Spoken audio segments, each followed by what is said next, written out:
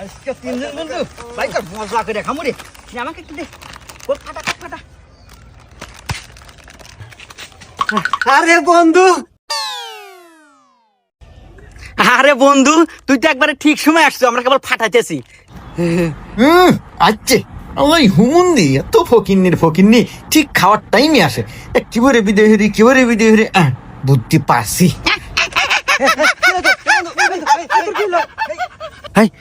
এই তোর কিলো রে, এই কিলো এ বন্ধু তাতে পানি নিয়ে।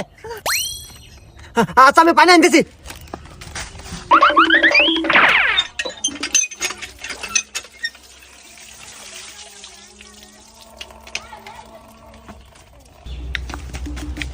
এ বন্ধু পানি।